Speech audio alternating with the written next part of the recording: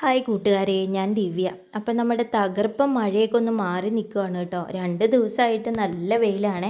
അപ്പം ഞാൻ എന്താണേലും ഇന്നൊന്ന് പുറത്തേക്ക് ഇറങ്ങി. കുറച്ച് ദിവസമായി നമ്മുടെ ചെടിയൊക്കെ ഒന്ന് നിരീക്ഷിച്ചിട്ട് കേട്ടോ. അപ്പം നമ്മുടെ പേൾ ഗ്രാസ് പിടിപ്പിച്ചേക്കുന്ന ഭാഗത്തുണ്ടല്ലോ, നിറച്ചും പുല്ല് പിടിച്ചേക്കുവാണ് കേട്ടോ. വേറുള്ള പുല്ലുകൾ നിറയെ പിടിച്ചേക്കുക. ഇപ്പോൾ പേൾ ഗ്രാസ് ഏതാ പുല്ല് ഏതാന്ന് പറയാൻ പറ്റാത്ത വിധത്തിലായിപ്പോയി. അപ്പം ഞാൻ എന്താണേലും 2 ദിവസമായിട്ട് ഈ ചെടിയിലോട്ട് ഇറങ്ങി. ആ പുല്ലൊക്കെ കുറേയൊക്കെ പറിച്ചു കേട്ടോ. കുറച്ചൊക്കെ വീണ്ടും അവിടെ നിൽപ്പുണ്ട്. അപ്പോൾ അത് വേറൊരു ദിവസം പറിക്കാമെന്ന് ഓർത്തു. പിന്നെ അതുപോലെ തന്നെ നമ്മുടെ ചെടി വെച്ചേക്കുന്ന ഭാഗത്തൊക്കെ നിറച്ച് ഇലകളൊക്കെ വീണു. ചട്ടിയൊക്കെ കുറച്ച് പൊട്ടിയിട്ടുണ്ട്. അങ്ങനെ അതൊക്കെ ഒന്ന് റീഅറേഞ്ച് ചെയ്തൊക്കെ വെക്കണമായിരുന്നു. അപ്പോൾ എന്താണേലും ഇന്നും നാളെയുമായിട്ട് ഞാൻ അതെല്ലാം ഒന്ന് ചെയ്യാമെന്ന് ഓർത്തു.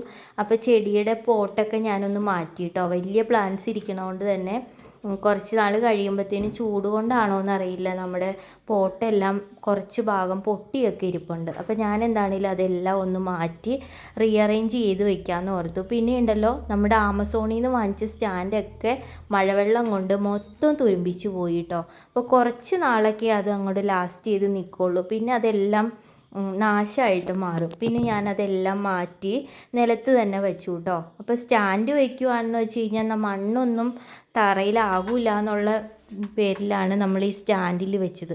അപ്പോൾ എന്താണെങ്കിലും അത് വേണ്ട, നിലത്ത് തന്നെ വെക്കാമെന്ന് ഓർത്തു. ഞാൻ മൊത്തം ക്ലീൻ ചെയ്ത് വീണ്ടും ചെടിയൊക്കെ വേറെ പോട്ടിലോട്ടൊക്കെ മാറ്റി മൊത്തം റീഅറേഞ്ച് ചെയ്ത് വെച്ചു. പിന്നെ കുറച്ച് പ്ലാന്റ്സൊക്കെ കട്ട് ചെയ്യാനുണ്ടായിരുന്നു കേട്ടോ. വളർന്നു വന്ന പ്ലാന്റ്സൊക്കെ കട്ട് ചെയ്തു. കുറച്ചൊക്കെ എടുത്ത് ഞാൻ മാറ്റി വെള്ളത്തിലിറക്കി വെച്ചിട്ടുണ്ട്. ഇന്നിപ്പോൾ സന്ധ്യയോട് അടുത്തു കേട്ടോ സമയം. അതുകൊണ്ട് എനിക്ക് നടാനുള്ള സമയം കിട്ടിയില്ല. അപ്പോൾ അതുകൊണ്ട് തന്നെ ഞാൻ എടുത്ത് വെള്ളത്തിലിറക്കി വെച്ചിട്ടുണ്ട്. അപ്പോൾ ഇൻഡോർ പ്ലാന്റ്സ് നടാൻ ആഗ്രഹമുള്ള ആരെങ്കിലും ഉണ്ടെങ്കിൽ ഞാൻ കൊറിയർ ചാർജ് അയച്ചു തരാം കേട്ടോ പ്ലാന്റ്സൊക്കെ. അപ്പോൾ ആർക്കെങ്കിലും ഇങ്ങനെ ചെടി വളർത്താൻ ആഗ്രഹം ഉണ്ടെങ്കിൽ എൻ്റെ നമ്പറിൽ കോൺടാക്റ്റ് ചെയ്തോളൂ കേട്ടോ. ഞാൻ വെള്ളത്തിലിറക്കി വെച്ചിട്ടുണ്ട്. നാളെ തൊട്ട് നട്ട് തുടങ്ങും. അപ്പോൾ എന്താണെങ്കിലും ഇന്നത്തെ വീഡിയോ ഇഷ്ടപ്പെടുവാണെങ്കിൽ ലൈക്ക് ചെയ്യാൻ മറക്കരുത് കേട്ടോ.